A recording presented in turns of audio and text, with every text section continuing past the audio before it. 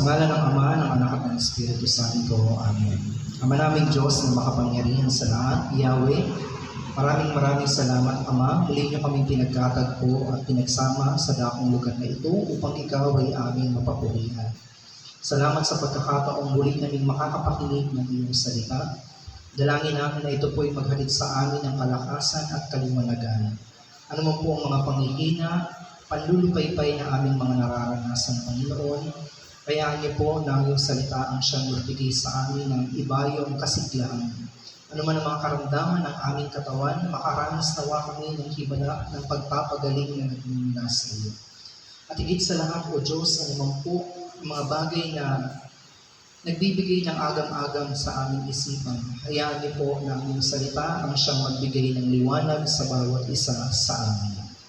Pinagkakatiwala po namin sa iyo ang mga susunod na sandali. Mangusap ka sa bawat isa sa amin at tanging kalooban mo lamang po ang maipahayag ng inyong lingkod. Sa iyo po ang lahat ng kapurihan at pasasalamat sa pangalan ni Jesus, sa ngalan ng Ama, ng Anak at ng Espiritu Santo. Amen. Purihin ang Panginoon.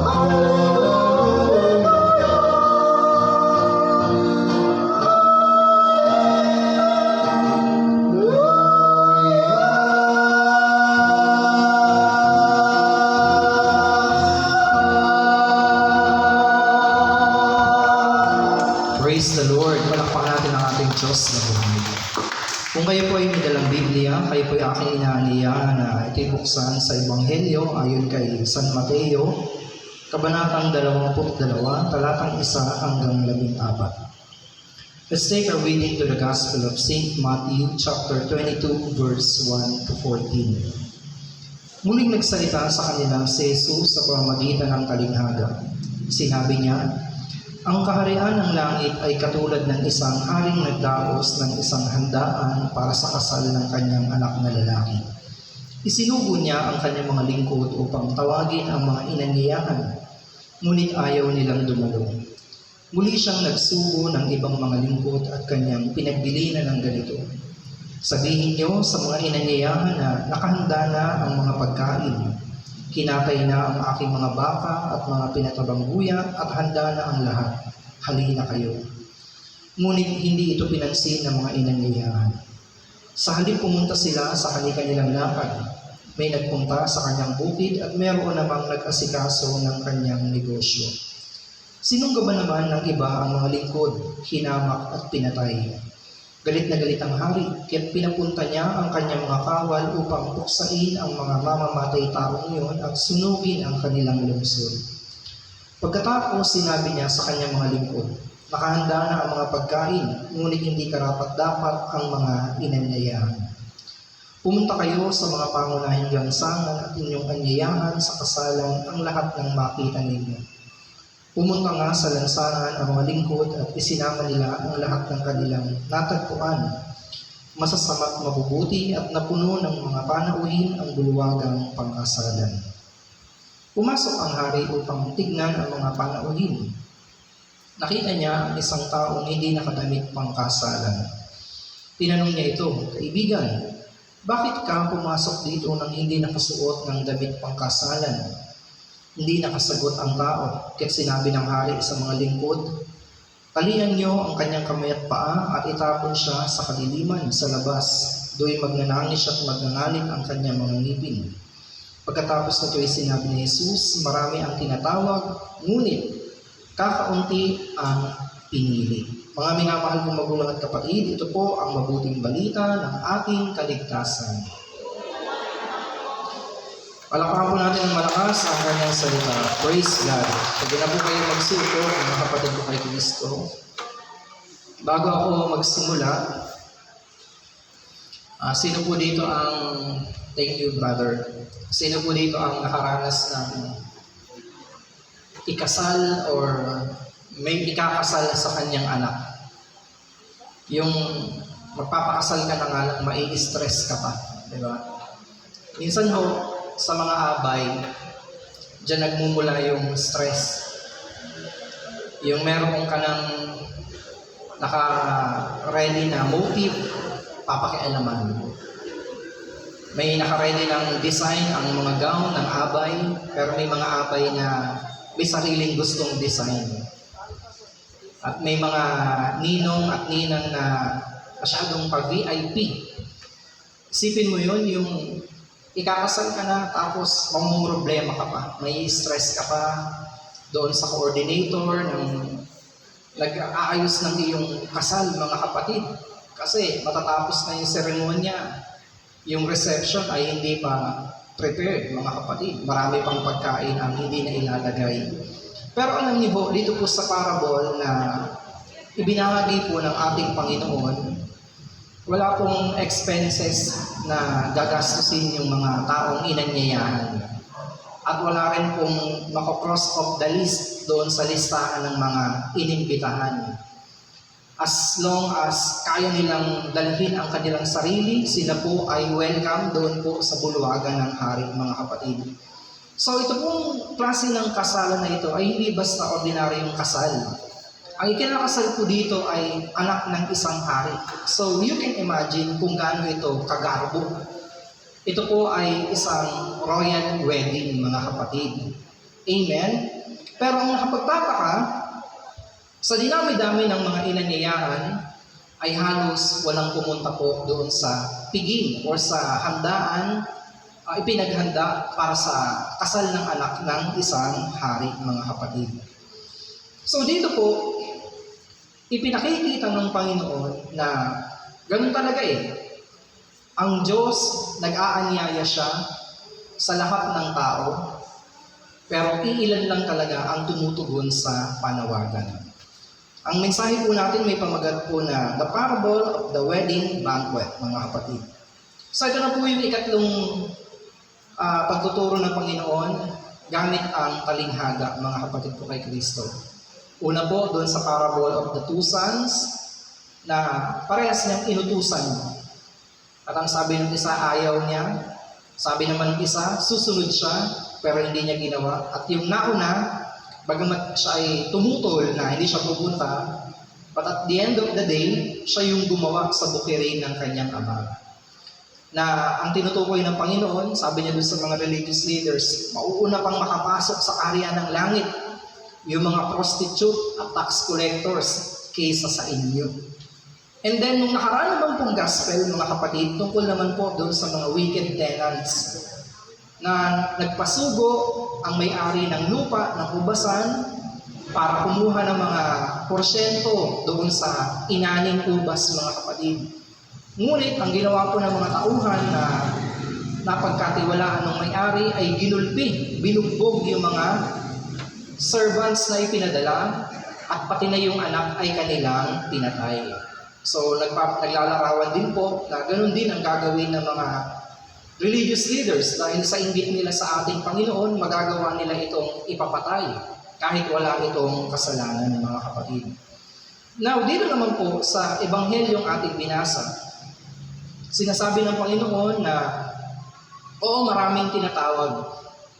Isa kayo doon sa mga tinawag. Pero iilan lang talaga yung pinili.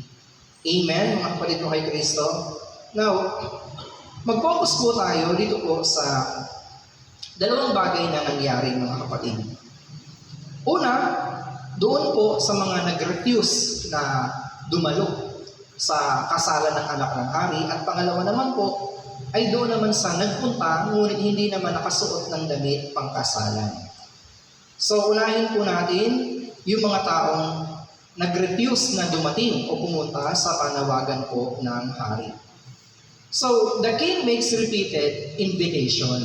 Nung nakita niya na walang pumunta sa kasal ng kanyang anak, nagsugo uli siya ng mga tauhan. Sabihin niyo sa mga tao na ihanda na ang mga pagkain, nakatay na ang mga baka, ang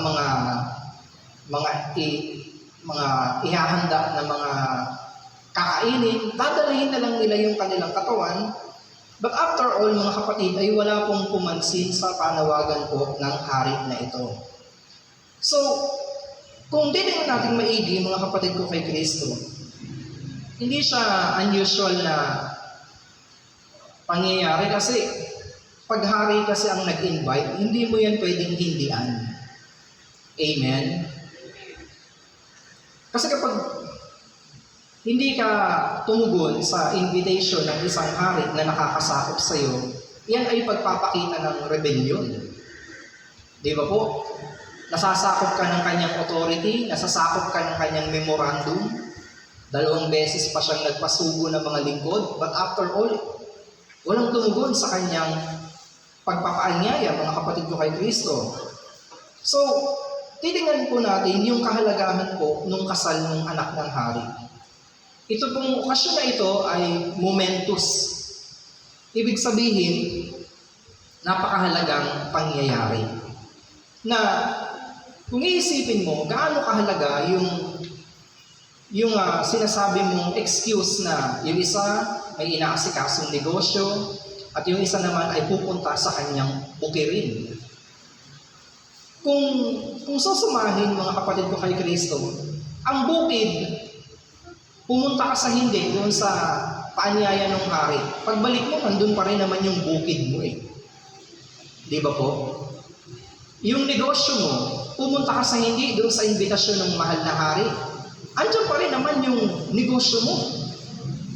Sa madaling sabi, hindi nila binibigyan ng paggalang yung authority ng hari na nakakasakop sa kanila. So gaano ba kaimportante yung business trip niyang yun, mga kapatid? The same as gaano ba kaimportante yung mga ibang bagay na inuuna natin kaysa sa gawain ng Diyos. Amen? May mga uma-attend dati, nung wala naman silang binabantay ang mga tindahan, nakaka-attend sila. Ngayon meron na silang munting tindahan, hindi na maka-attend. Kasi bakit po? Ang priority na nila, yung benta. Hindi makapagsara ng tindahan ng kahit 2 oras. Amen? Gaano ka-importante yun kaysa sa pagtugon mo sa paanyaya ng Panginoon. Yung iba naman, umattend nga, pero panay naman ang chat. Di ba ho? Panay ang silip sa cellphone. Gaano ba ka-importante yung ka-chat na hindi siya makakapaghintay ng reply, nakikinig ka ng Word of God. Maliban na lang kung may emergency talaga, mga kapatid. Amen? So, ganun po yun. Yung mga tao na hindi po tumugon sa paanyaya po ng hari, isa lang yung ipinapakita nila. Hindi nila ino-honor yung authority ng hari na nakakasakop sa kanila. Kumbaga, wala silang takot. Amen? Parang ipinapakita nilang, wala ka namang pangil sa amin. Kaya hindi kami tutugon sa iyong paanyaya. And then, another thing, none of the guests respond. Kung doon sa buong nasasakupan na yun na bayan, merong iilan na hindi nakapunta, mauunawaan mo pa eh. Kunyari, may mga 5, 10 na hindi makakapunta. Gawa ng siguro sa katandaan, may sakit. Pero yung sabihin kung walang pumunta, yun talaga. Nilalapastangan yung kanyang pagiging hari. Di ba, merong kasabihan, utos ng hari, sinong makakabalik? Hari yung nag-i-invite. Isipin nyo na lang, inanyayahan kayo halimbawa ni Presidente Bongbong Marcos na umattend sa kasal halimbawa ni Sandro. O mga taga-pila, invited kayo sa kasal ng aking anak. Tapos di kayo pumunta kasi hindi kayo makamarcos. Di ba? Iba yung dating nun sa authority na nakakasakop sa atin, mga kapatid. So meron talagang pananabutahe na tinatawag. Alala ko po nung ako ay ikinasal, nung kami pa ikinasal ng aking sister wife. Meron siyang mga college friends, of course, na in-invite niya sa aming kasal. Sabi ko, piliin mo na lang yung talagang importante. Wow, kasi baka magtampo. E di, wala naman akong nagawa. Siyempre, babae ang nasusunod sa mga ganyan eh. So, in-invite po namin. Bigyan ng invitation. Nung kinasal kasi kami, pandemic eh. So, hindi pwede talaga yung masyadong marami. Dapat talaga, 50 lang. Sa sobrang dami ng kaibigan niya, pati kamag-anak, hindi uubra sa 50, may side pa ako eh. Diba? Kaya, nag-exceed, naging 100. Napilitan tuloy kami kumuha ng venue na mas malaki at mas mahal, mga kapatid. Yung catering pang nakuha namin, mahal din. 850 per head. Parang, ano ba itong kinakain namin na ito? Ano ba ito? Vikings ba ito? Parang hindi naman. Basta mahal kasi maganda yung kanilang decoration, tsaka medyo sikat din sila. So, ito na ho.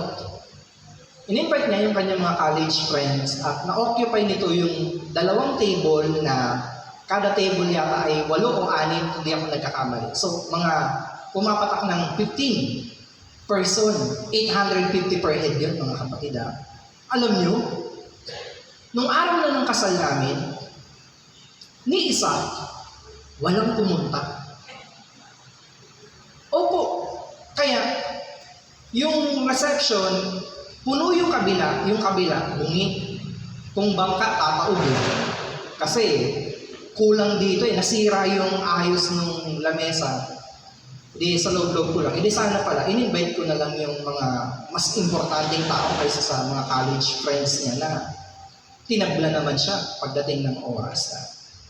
Kaysa sabi ng iba, magpapaalam sa boss, kumuha na ng leave. Pagdating naman ng oras, hindi naman mga nagsipagdating. Alam nyo, kung sino yung mga pumunta na kaibigan niyang tunay, yung mga kakwero niya sa pipinggan. Sila, sila Jenna, si Ato, tsaka si Tin. Yun, tsaka yung asawa ni Tin. Yun lang ang pumunta, yung apat na yun na kababata niya. Sabi ko sa kanya, kasi itong mga kaibigan mong kakwire, walang inggit sa'yo. Yung mga college friends mo, halatang hindi sila masayang kinasal ka. Kasi gusto nila mag-live-in ka din. Kasi sila puro live-in eh. Di ba may mga ganun kasing tao, yung pag nakikita nilang nakakaangat-angat ka ng konti, o kaya medyo naumusan mo sila, hindi sila masaya. Amen? Kaya syempre, yung asawa ko, ano siya, nanabang siya dito sa kanyang mga kaibigan, mga kapatid. O, tapos ngayon, humihingi sa kanya ng tulong, nagpapapasok sa trabaho, etc. Nagpapakuhang ninang, hindi na pinapansin ng aking asawa kasi bakit? Subok niya na eh. Nung inanyayahan niya, tinabla siya, mga kapatid. Amen? Kaya, isipin niyo ang pupuntahan, hindi naman patay. Diba? Kasalan eh. Pag kasalan ng pupuntahan mo, matik yan. May pagkain. Hindi ka magugutom. Di ba po? Minsan nga, yung iba, yan talaga ang racket eh. Pupunta ng mga kasalan, hindi naman kaano-ano. Oh, may mga ganun talaga. Kaya, minsan, nag-uusap kami ng asawa ko nung nandun kami sa upuan. May mga dumadating na bisita. Sabi ko, sino yan? Kamag-anak mo ba yan? Hindi, kala ko nga kamag-anak mo. Yung pala, yung isang inimbitahan, nagbitbit. Kapatid. Kasi nga, alam nila, may kainan eh. Pero yung paanyaya dito ng hari, mga kapatid, ay hindi pinakinggan ng mga taong kanyang nasasakupan. Di ba ho, minsan, kahit nga lamay lang ang pupuntahan mo, di mo pinapalagpas yung kape at biskwit eh. Di ba? Kahit ipinagdasal nyo lang yung patay, di mo matanggihan yung pansit. Kasi nahihiya naman yung namatayan, papakainin kayo kasi nagdasal kayo ng mahaba, mga kapatid. Tapos yung iba, nag-uuwi pa ng candy. Eh, bawal nga eh, kaya sinundan ka tuloy. Diba? Nag-uuwi ng sesto yung iba, ng Hansel, ng Skyflex. Pero isipin nyo to nirefuse nila, hindi funeral, kundi kasal ng anak ng hari, royal wedding, mga kapatid ko kay Kristo. Amen? Kaya, maiintindihan po natin yung galit ng hari. Bandang huli, ipinasunog niya, ipinasira niya yung lungsod ng mga taong tumanggi sa kanyang paanyaya. Amen po, mga kapatid. Kaya alam niyo, pag tayo po ay nabibigyan ng pagkakataon na maanyayaan sa mga ganyang event. Kinuha kang ninang. Kahit wala kang pera, magpakita ka.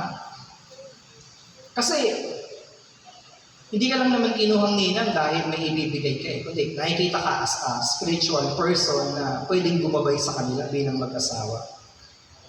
Meron po akong isang ninang na hindi dapat pupunta sa aking kasal. Sabi ng ibang co-ninangs, Nay, pumunta ka naman kasi si Brother Mark umaasa. Di ba? Sa akin, ang dinadahilan niya kasi sa akin, parang may arthritis siya, parang pipilay-pilay, lalakad siya dun sa simbahan. Gaganon-ganon siya, kapatid. Sabi ko, Nay, okay lang. Basta pumunta ka lang. Yun naman importante dun, mga kapatid, yung presence mo. Amen? Di kung wala kang pambigay, di sa susunod. Ang mahalaga, ipinakita mong nandoon ka as a support, mga kapatid. Amen? So, God in His grace gives us multiple opportunity, mga kapatid. Pero, yung opportunity na yon ay sinayang ng mga taong inanyayahan ng mahal na hari, mga kapatid. Amen?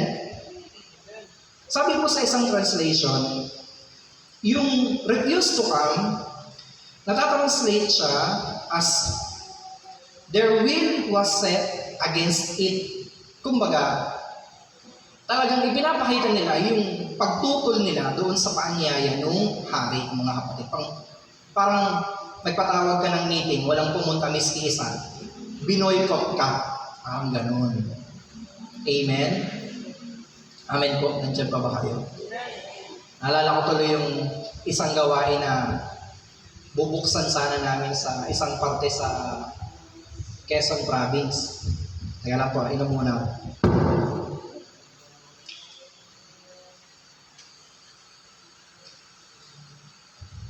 Ang ganda na ng usapan. Sa ganitong venue, sa ganitong araw, kausap namin yung coordinator at saka yung, ewan ko, sekretary. Basta dalawa silang kausap namin. Nag-away. Nag-away, mga kapatid, yung dalawa. Yung coordinator, pumunta dun sa usapan namin. Tsaka ako, tsaka yung ating head. Kasama pa namin yung mga choir, tsaka yung mga tutugtog. Dala pa namin yung gamit. Wala naman kami sasakyan. Tricycle lang. Ang layo ng tinakbo. Alam niyo ba? Yung nakaaway niya, inudyokan yung mga dapat sana ay na-invite na mga dadalo. Kasi nga opening eh. Walang dumalo, mga kapatid. Kami-kami lang. Amen? Talagang walang dumalo. Kami-kami lang. Mga mukha lang din namin, mga kapatid. So, ang ginawa na lang yata ng head ko, no, parang hindi na nga siya nag-preach eh. Parang nag-pray na lang, tapos uwi na lang, mga kapatid. So, yung effort namin, grabe. Parang pakiramdam ko tuloy, nasayang. Sa layo ng binyahe, yung pagod pa namin. Tapos walang mga taong pumunta. Kasi hinarang ng isang manggagawa na huwag na kayong pumunta dyan, mga kapatid. Amen? Kaya, they refuse to come. Yung hindi nila pagtugon sa panawagan ng hari ay malinaw na pagpapakita na nilalabanan nila yung gobyerno ng kanilang hari, mga kapatid. Parang ganito lang yan eh, pag nag-i-invite ka sa mga tao.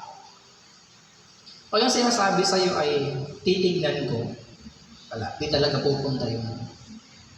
Ay, sister, attend ka naman dito sa gawain natin sa, ano ba pangalan itong, NSDA, Nuestra Señora de Los Angeles. Yan. Attend ka naman, may gawain tayo dyan. Sige, titignan ko. Ang alin? Ang buwan. Ano bang titignan mo? Diba? Sige, susunod ako. Susunod saan? Sa hukay. Diba, mga kapatid? Basta ganyan ang mga alibay, yung mga kapatid ko kay Kristo, hindi yan pupunta. Amen po? So, ang Diyos, marami siyang mga inihahandang magagandang bagay, heavenly peace, grasya, pero ang tao, madalas siyang tinatanggihan. Amen? Now, yung mga invited na yon, mga kapatid ko kay Kristo, ay ipinapuksa nung hari. Sabi po ng Matthew 22:5-6, but they paid no attention and went off, one to his field, another to his business, the rest seized his servant, mistreated them, and killed them, mga kapatid. Amen? So, yung mga taong ito na tumanggi po doon sa panawagan ng mahal na hari, nag-utos uli yung hari. Hindi karapat-dapat yung mga taong unang inanyayahan. Magtawag pa kayo ng mga tao dyan sa labas, mabuti man o masama, basta mapuno ang aking bulwagan. Amen? Now, ang ginawa po ng mga naunang inanyayahan ay binugbog pa nila yung mga taong nag-i-invite sa kanila. Sipin mo yun, iniimbitahan ka lang, mananakit ka pa. At yung iba pa nga ay pinatay. So, ang tinutukoy ni Lord dito yung mga propetang sinugo sa Israel, bandang huli, pinagpapatay nila.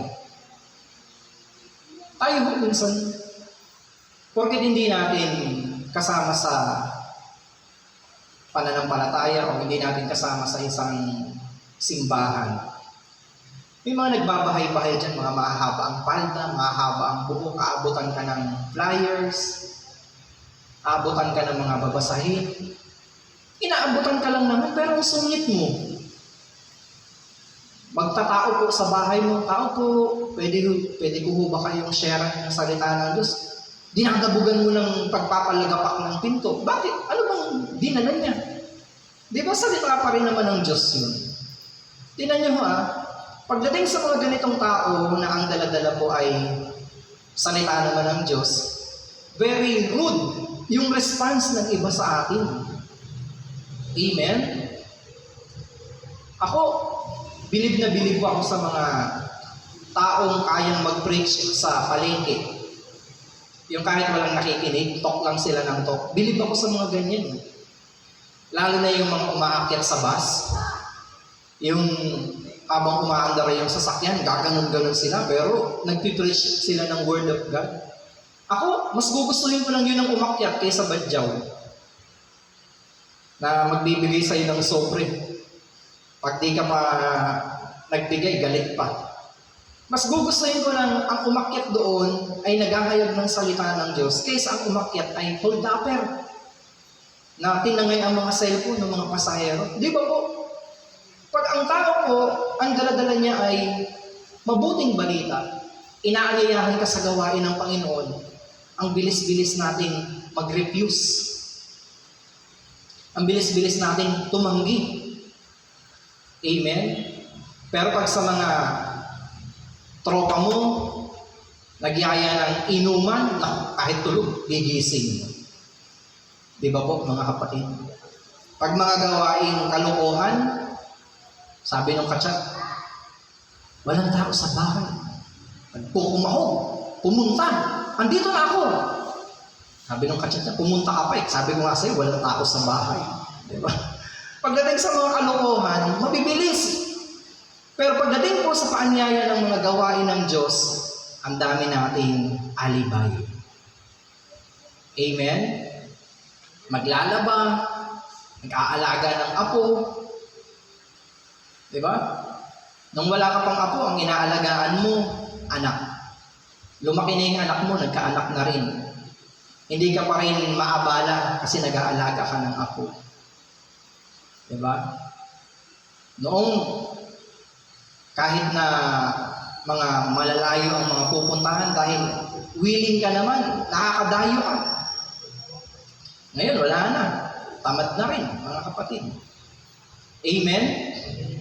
So, marami pong mga tao ang katulad nito na they don't give respect to the king, mga kapatid.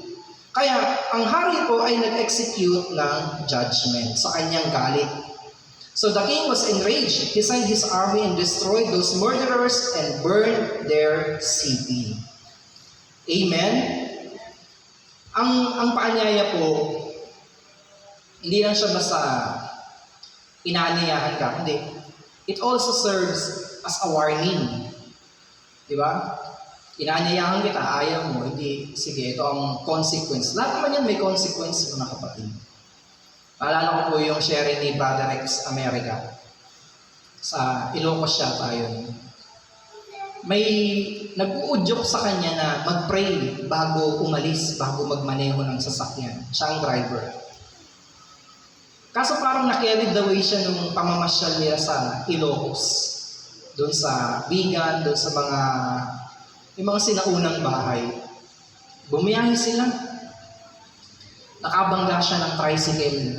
At yung tricycle na yun ay may sakay na mag-iina. Tumilapon yata yung back ride at namatay. Patay, mga kapatid. At ang kwento ni Brother Rex doon, kasi umalis sila na hindi man lang sila nakakapag-pray. Na meron ng parang ipinaparamdam na sa kanya, pinapakita na sa kanya ng Holy Spirit, manalangin muna bago umalis. Kaso nga, wala eh, nadala na nung saya. Kaya after nun, ang pumalit, disgrasya, mga kapatid. Amen? Huwag natin hayaan na yung mga gawain nating pambahay, hanap buhay, matabunan yung mas importanteng gampanin ko sa Diyos. Amen? Kasi kung gusto mo naman talaga, mababalansin mo yan, mga kapatid. Magagawan mo yan ng paraan.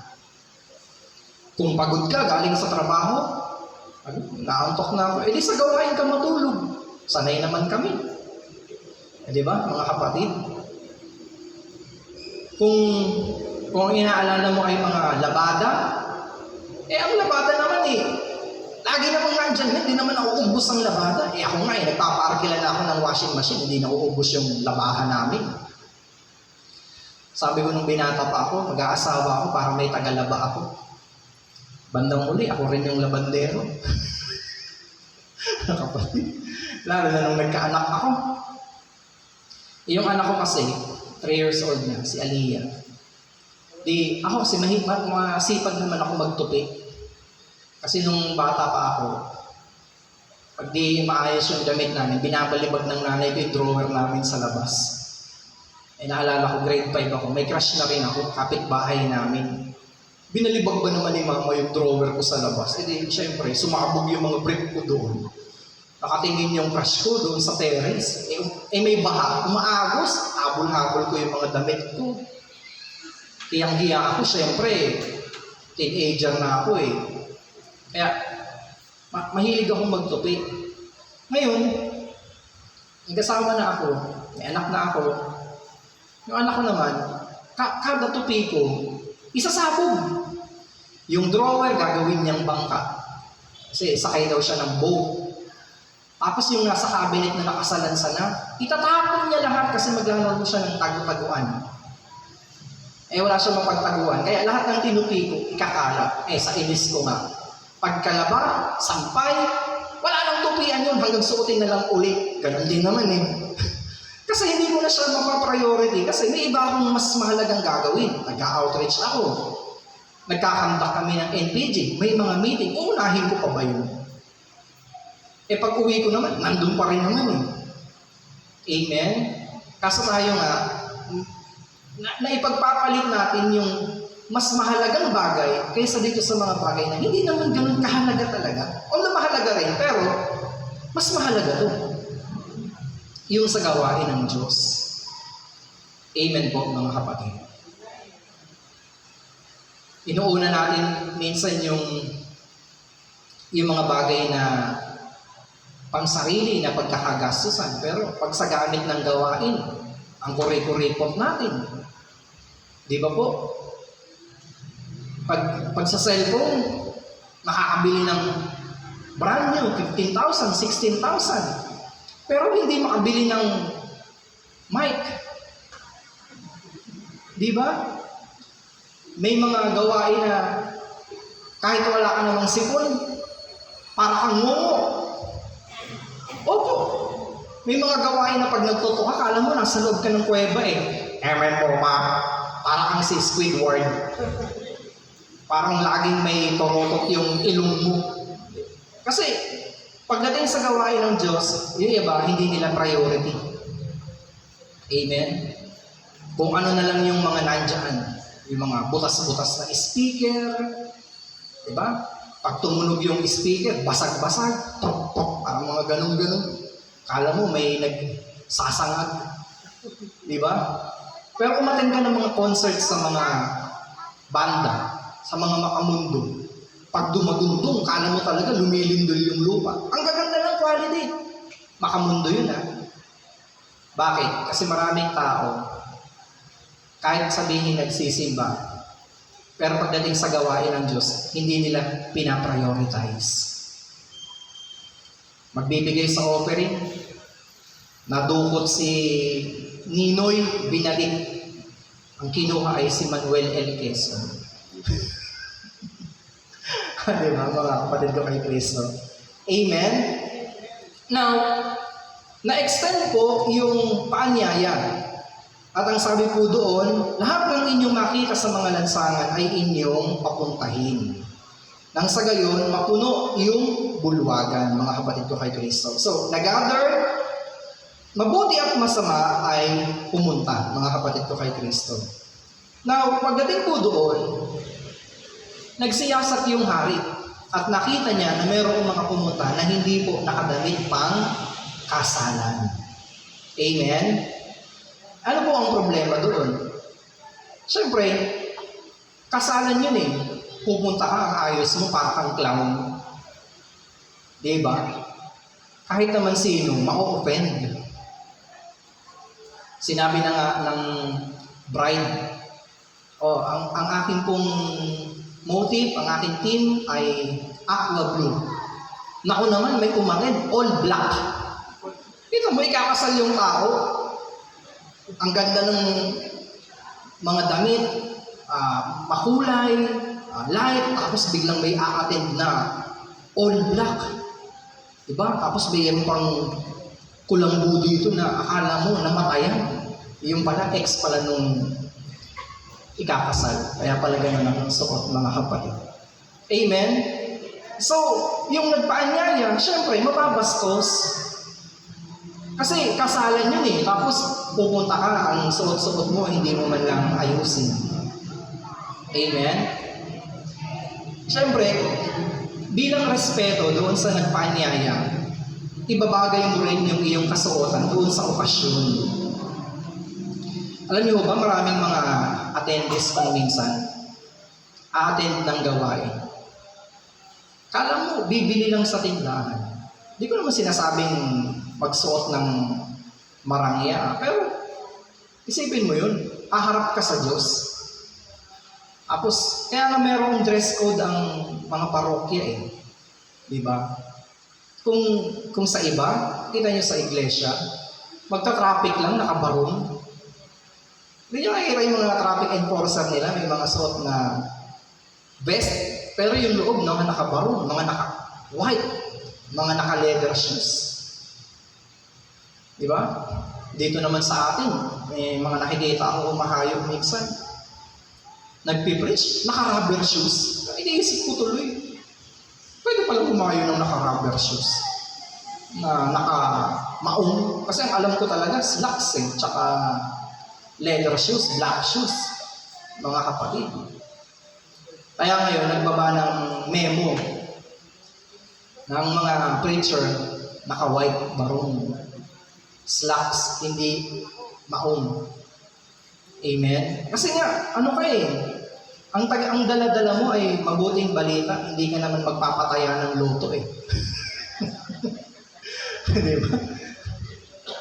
Ayoko na lang magbanggit, pero minsan may mga kasama kang hahayo, yung mga suot, kala mo yung parang Jeff Rocks. Yung may mga ano dito, may mga borloloy dito na akala mo yung magbobolorong ba? Parang hindi preacher, parang DI. Kapatid. Pag pinuno mo naman, nako-open. Ayan tuloy, may memo tuloy ngayon na lahat ng hayo, all white. All white. Barong na white. Decent, mga kapatid ko kay Kristo. So, bakit po kaya, mga kapatid?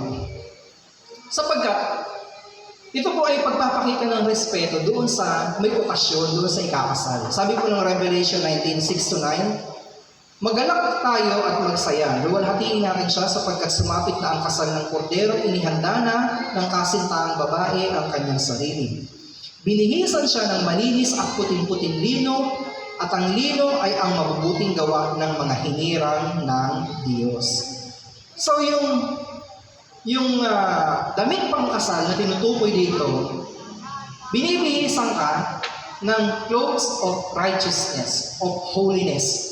Yung damit na tinutukoy, sabi ko ng pahayag, ay mabubuting gawa ng mga hinirang ng Diyos. Amen? Kasi po, yung maruming damit, yung filthy rags, filthy clothes, ito po ay nagpapakita ng kasalanan natin, ng ating karumihan. Ngayon, inaanyayahan ka ng Diyos. Binibigyan ka niya ng panibagong damit, ng maayos na isusuot. Kaya, dapat mo yung tanggapin at i-apply sa iyong buhay. Kasi, kung ipipilit mo yung sarili mong damit, yung iyong kasalanan, na manatili pa rin sa iyong buhay, hindi ka deserving dito sa kasalang ito or sa okasyong ito. Hindi ka nababagay. Amen? Alam niyo, ako po na-invite minsan nung ako po ay nasa Cebu. Merong isang council doon, yung apo niya ay nag-debut sa 5-star hotel. Ano bang pangalan ng hotel na yun? Parang Blue Parang Blue Wave Hotel. Basta ano siya, pang 5-star mga kapatid. Galing akong outreach. Yung outreach ko, medyo maputik, di putik-putik yung sapatos ko. Meron akong invitation tsaka ticket. Kasi doon pala, ticket ang ipapakita mo. Pasok na po ako doon sa lobby. Pagkakita ko ng chandelier, tsaka nung tiles. Tapos pagtingin ko sa sapatos ko, parang ayoko nang tumuloy. Kasi napakalinis, tapos biglang papasok ako, magkakalang ako na ang dala-dala ko, puro putik. Kaya di ako tumuloy. Pumunta muna ako dun sa katabing SM department store. Bumili muna ako ng susuotin ko. Kasi nakakahiya naman doon sa council na nag-invite sa akin na maayos yung mga suot ng bisita, tapos mukha ako doon parang ewan. Amen? So yun po yung tinutukoy ng talinghagang ito mga kapatid na yes, makakapasok ka sa langit. Pero kung hindi dahil kay Jesus na binibigyan ka ng clothes of righteousness, hindi ka rin magtatagal. Amen? Halimbawa po sa gawain ito, pag magaspang talaga ugali, hindi ka tatagal eh. Yung parang bubrusko ka. Yung ipinapakita mo yung asal mong pangkalye, hindi ka tatagal sa ganitong ministry. Amen? Kasi bakit po? I-filter ka dito eh. Ako nga akala ko, ang bait ko na eh. Hindi pa pala. may mga ugali rin ako na minsan ay nare-realize ko hindi pala appropriate para sa isang preacher na kagaya ko. Amen? Kaya, pag sumikapan po natin isuot yung damit na yon na ibinibigay sa atin nung nagpapaanyaya sa atin. Amen, mga kapatid? Andiyan pa kayo? Amen.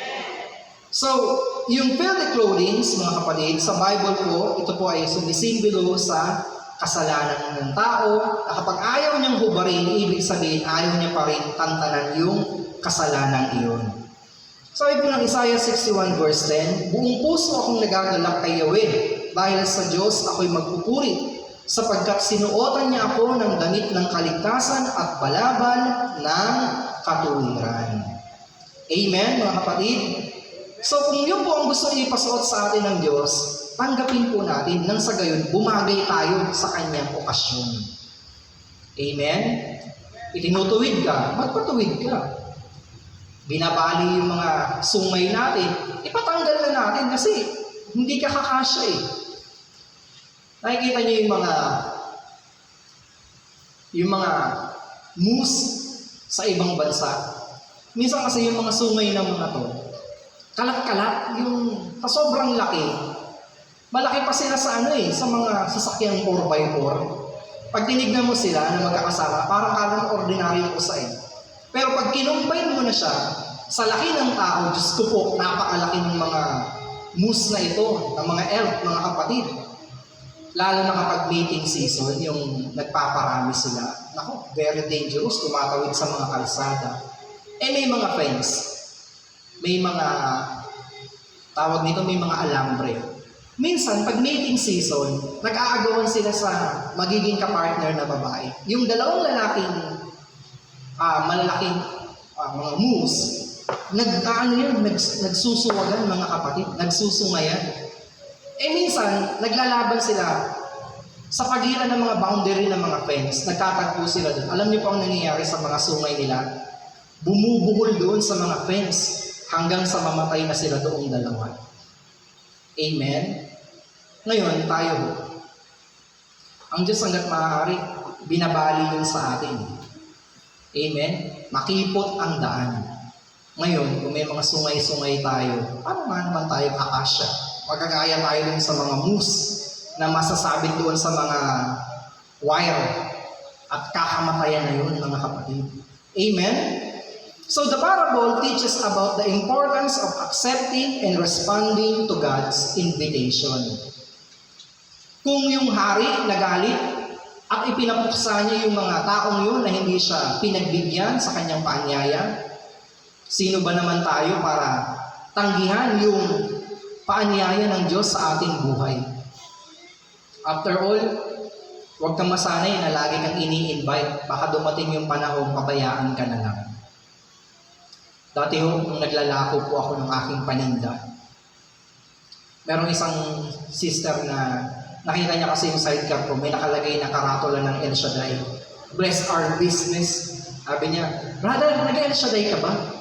Sabi ko, opo, dati. Ay, bakit naman dati? Kasi bata pa ako nun malaki na ako Sabi ko na. Attend ka naman dyan sa ating maliit na gawain dyan sa chapel. Ako naman, oo lang ako ng oo, tango lang ako ng tango kasi bumibili. Araw-araw yun. I-invite niya ako, bibili siya. Tapos pagdating ng oras, di naman ako pumupunta. Ngayon, after a couple of months, hindi na bumibili. Sabi ko, naku, nagtampo na yata. Kaya umattend ako para ang hangarin ko noon, pag umattend ako, bibili na uli siya. Umattend ko ako dun sa chapel na sinasabi niya, may gawain. Alam mo, tuwang-tuwa siya sa akin nung nakita niya ako. Kaya, ang habang ko, yung suki kong yun, bumili. Pero kaka-attend ko naman, dahan-dahan din akong tumatanggap ng salita ng Diyos. Hanggang naging preacher ako. Kaya itong sister na ito, proud na proud siya sa akin. Kasi sabi niya, alam mo brother, ipinagmamalaki kita. Sinasabi ko sa mga kakilala ko, dati naglalako ka lang ng paninda. Yung mga 20-20. Ngayon, ang inilalako mo na, hindi ka na lang dito sa Floodway umiikot hanggang Rizal, buong Rizal. Ang inilalako mo at iniaalok sa mga tao ay ang salita na ng Diyos. Amen? So, pag inanyayahan po tayo mga kapatid, huwag tayong tawag dito yung, huwag natin pahirapan yung nag-i-invite mga kapatid, lalo bandang huli, tutugon ka rin naman. Iba kasi gusto pinakalagkad muna Amen? Gusto, katakot-takot na pagsubok muna yung maranasan, yung kailangan dinadialysis na, nai-stroke na, tsaka palang dadalo. Ba't mo aantayin yung ganun? Amen? Ako nga nung umalis ako sa gawain, puro kamalasan nangyari sa buhay ko. Nagnegosyo ako, lugi, mga kapatid. Ang bigat ng buhay ko, kahit anong gawin ko, parang ang layo ng biyaya ng Diyos sa akin. Nagpaparkila kami ng washing machine. Tatay ko kwento ng kwento kung magkano yung kinikita namin. Ginaya tuloy kami. Yung nakwentuhan niya, may puhunan. Bumili ng mga brand new ng washing machine. Kaya tuloy yung mga suki namin, doon lumipat Siyempre brand new yun kami, galing mga junk shop yung washing machine namin. Ni-repair lang ng tatay ko. Tapos ako naman, yung online business ng asawa ko, mga crib, mga baby clothes o mga pang-newborn na mga damit. Alam niyo, minsan pinag-order sa amin, bumabiyahe na ako, biglang nagka-cancel. Tapos, nag-deliver pa ako dito. Yung packet ng Margarito, anong lugar yan? Ayan, basta dyan. Dineliver ko yung crib. Bit-bit ko yung crib na kahoy, yung higaan ng bata. Tsaka yung foam. Aba, ang gusto niya pala, di niya na-gets yung nakapost. Akala niya daw, 350, kasama na yung crib na kahoy. Sabi ko, hindi ho. 350, foam pa lang yun. Sa naman kayo nakakita ng higaan ng bata na 350, kasama na yung kahoy na crib. Unan pa lang yun. Kaya umuwi tuloy akong luhaan. Hindi na kinuha yung items, nagkasulina pa ako, basa pa ako ng ulan. Sabi ko, kung humahayo ako, makita ako ng worker na basa sa ulan dahil pupunta sa outreach, pakakapihin ako. Yun, muntik pa akong makakuha ng kaaway. Mga kapatid, ang layo ng biyaya. Kaya ho, nung nararamdaman ko na sunod-sunod yung mga nangyayari sa akin, nagkakasakit ako, nagkakasakit yung pamilya ko, nabaon pa ako sa utang, kakanegosyo. Di ko na pinatagal.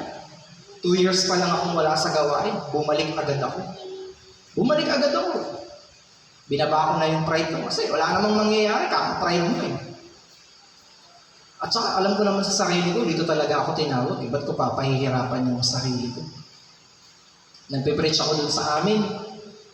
Oo nga, may mga umaaten.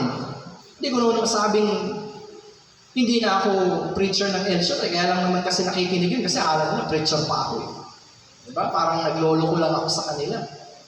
Pero alam niyo ho, nung sinubukan kong bumalik ulit sa gawain ng Panginoon, sa kanyang paanyaya, akala ko hindi ako papansinin ng mga kasama ko kasi may mga hindi ako nakasundo. Kasi pag mayabang ka talaga, mayayabangan ka rin sa kapwa mo mayabang. Pag mataas pride mo, ganun din, parang banggaan kayo lagi. Kaya binaba ko na lang pride ko, pinatawad ko na yung mga nakagalit ko, mga kapatid.